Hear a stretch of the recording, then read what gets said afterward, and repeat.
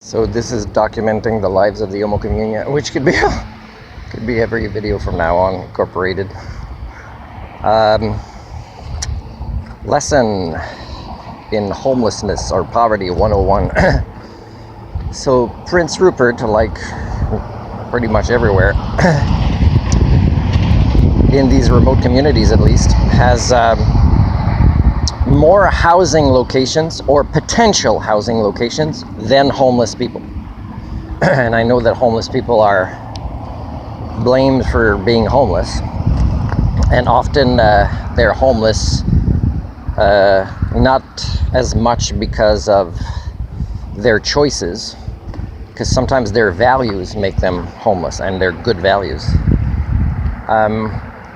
but it's because of the people that own or manage or make decisions about funding related to housing or property or assets like this, and they are the ones that are the failed people primates more when it comes to homelessness or poverty. So, and by the way, I'm in Prince Rupert, so if any MLA or MP or business leader or mayor wants to challenge me, go for it. All you'll do is what's the word? Well, you'll make yourself look bad in this debate, but go for it.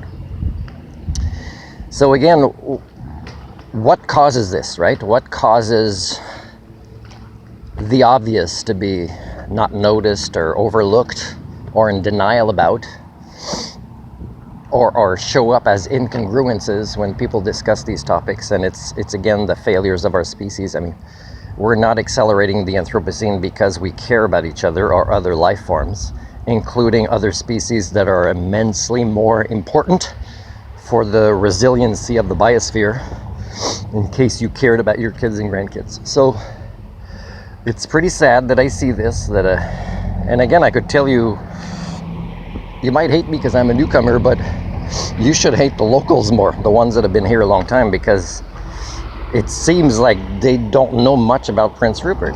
Because if you drive around here, you'll see all these properties that are going to waste, that are essentially losing property value. Sometimes because people want to wait a long time, which is a risk, to make more profit. And often they lose. I see a lot of the people that think that life is a Monopoly game and that it's every man, woman, and child for themselves. And they live this way, including with their own families, is they don't realize that they lose.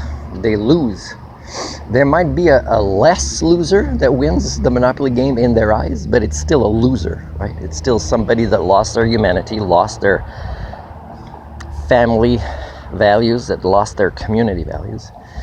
And again, people ask me in these places that I've approached to volunteer is, how long do you plan to be here? And they don't realize that it depends on them. I've said this before. It depends on them immensely more than it depends on me. I know I have community values. I know how to give to a community.